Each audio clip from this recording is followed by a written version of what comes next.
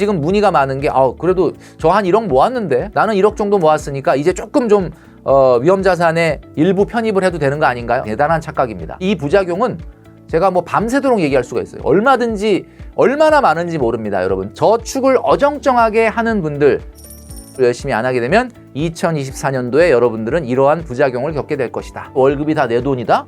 이거는 천만의 말씀입니다. 이게 내 돈이 아니에요. 지금 나의 젊음과 열정을 갈아 넣어서 지금 열심히 살고 있잖아요.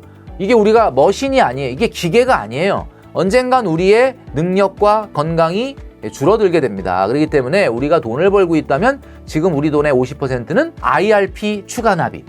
이런 거 괜찮지 않습니까? 여러분, 종신보험, 변액연금, IRP 이 유사저축의 세계에 발을 들이게 되면은 마치 이것만 하면은 뭐가 내가 굉장히 해결될 것 같지만 돈을 모을 수 없게 된다.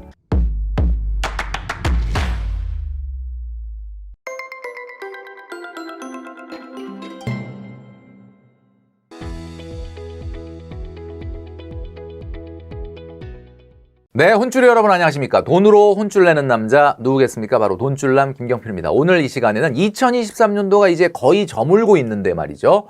올해는 돈을 잘 못 모았지만 내년에는 정말 나도 이를 악물고 돈을 한번 모아봐야 되겠다라고 생각하시는 분이 있을 텐데, 이렇게 정말 저축을 열심히 하지 않게 되면은 생기는 부작용이 있습니다. 그 부작용이 무엇인지에 대해서 오늘 말씀드릴 테니까요. 영상 끝까지 시청해 주시면 좋겠습니다. 자, 우리 혼쭐이 여러분, 제가 이제 자주 이런 애칭을 쓰고 있는데 많은 분들이 혼쭐이가 뭐야? 라고 댓글에 달리신 분을 봤어요, 제가. 혼쭐이는 지금 보여드리는 영상처럼 줄입니다, 줄을 꽉 붙잡고 있지 않습니까? 자, 이 줄이 뭐냐면 우리가 흔히 정신줄이라고도 얘기하는 혼줄인데, 사실 이 혼줄이라고 하는 거는 바로 이렇게 하루에 한 번 정도는 돈으로 혼줄이 나야 이렇게 정신줄을 꽉 붙잡을 수 있다라고 생각하시는 돈줄남의 애청자분들을 부르는 애칭입니다. 자, 그래서 우리 혼줄이 여러분들 매일 한 번 정도는 내가 오늘 하루를 살아가면서 좀 쓸데없는 부질없는 행동을 안 하도록 돈줄남을 보고 계신 거죠. 자, 제가 오늘 2024년도가 이제 여러분들 막 준비를 시작하셨을 거라고 보는데, 내년에는 정말 내가 돈을 한번 제대로 모아봐야 되겠다라고 결심하시는 분들이 많이 있을 거라고 봅니다. 자, 그런데 뉴스를 보면 최근에 많이 나오는 뉴스가 지금 보여드리는 것처럼 사상 최대의 가계부채에도 불구하고 사실 이 신용대출이 줄지를 않는다. 최근 같은 경우는 특례보금자리론 때문에 주담대도 많이 늘었는데 뭐 그거는 이제 뭐 일단 지나간 거니까 최근 같은 경우는 또다시 영끌이나 비투족이 나오는 게 아니냐라고 할 정도로 이 사상 최대의 가계부채 규모가 전혀 줄고 있지 않다라는 우려가 나오고 있다는 거죠. 자, 그러다 보니까 정부도 칼을 빼들었습니다. 전세자금 대출도 DSR을 규제해야 된다라는 것을 지금 검토 중이다라는 보도가 있었습니다. 자, 이게 무슨 말이냐? 여러분, 고금리 기조 속에서도 가계부채가 사상 최대로 불어나고 이게 이제 전혀 줄어들 기미가 보이지 않자 전세자금 대출은 여러분 어때요? 전세자금 대출은 DSR을 안 보지 않습니까?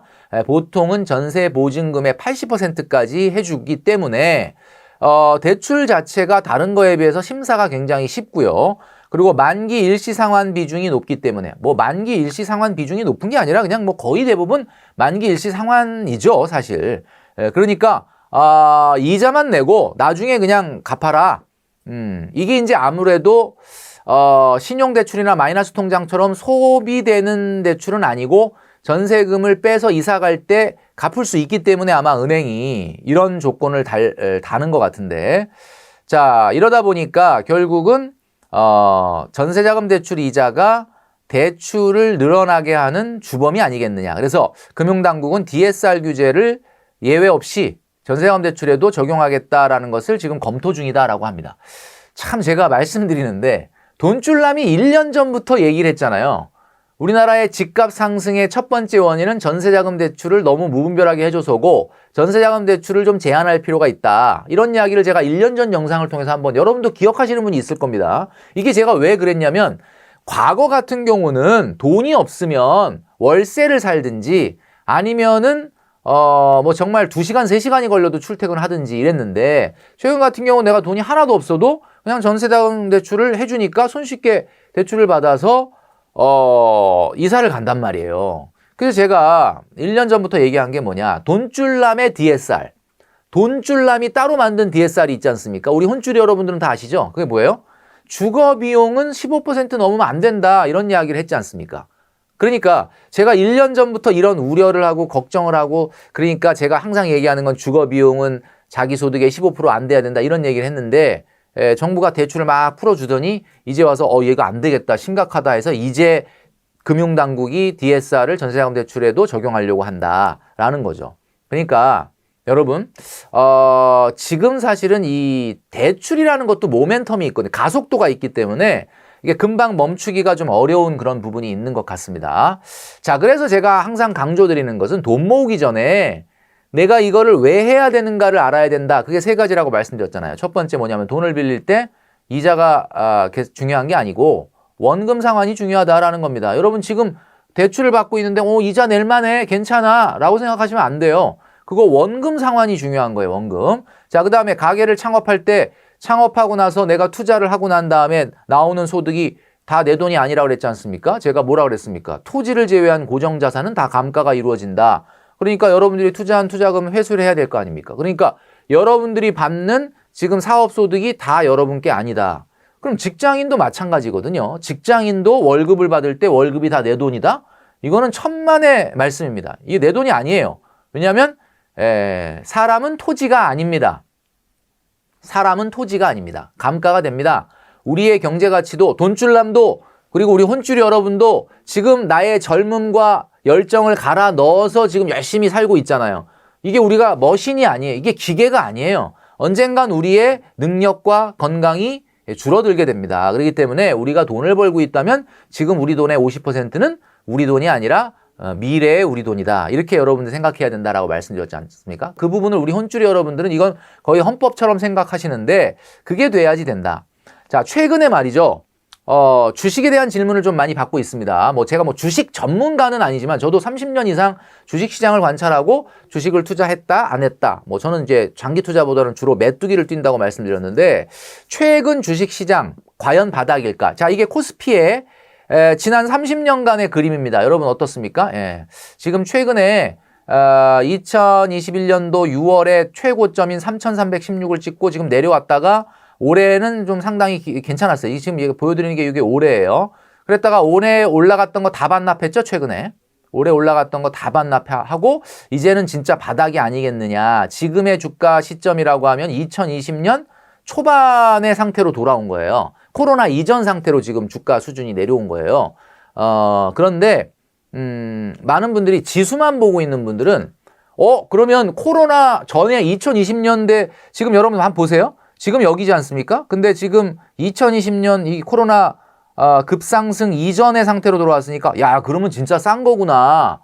야, 코로나면 벌써 3년 전인데 그 전의 가격으로 돌아갔으니 얼마나 싼 거야.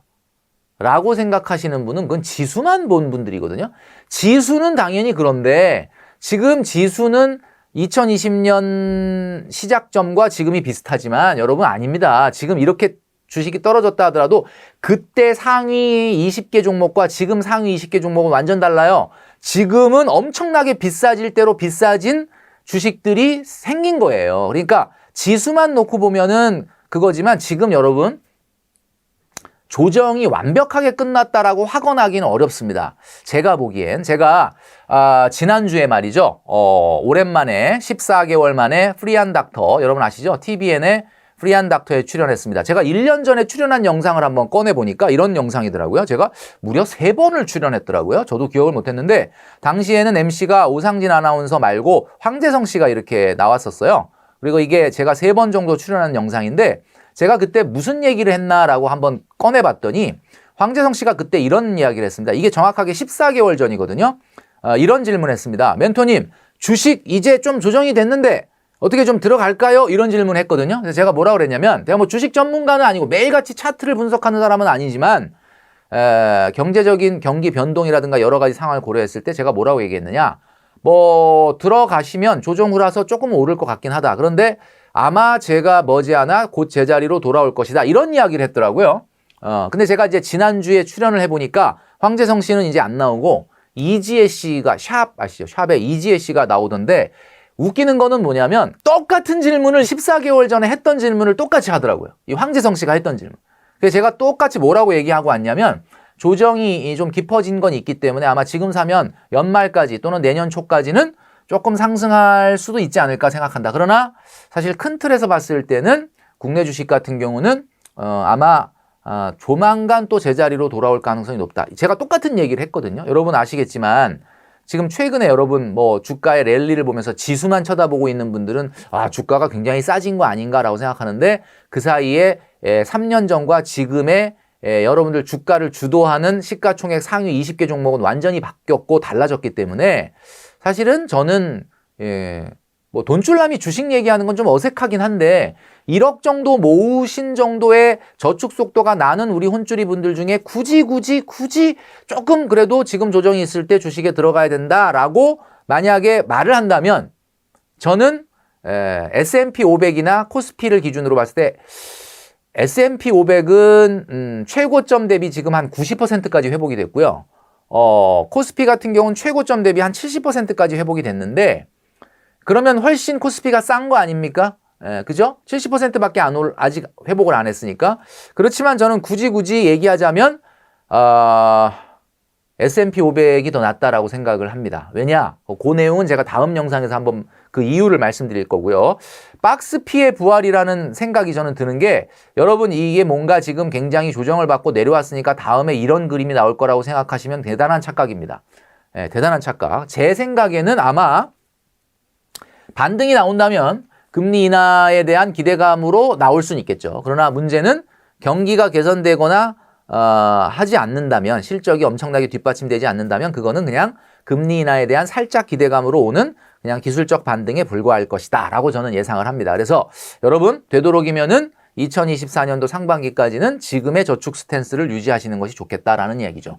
자, 좀 사설이 좀 길었는데 오늘 말씀드리려고 하는 부작용에 대해서 빠르게 말씀드리도록 하겠습니다.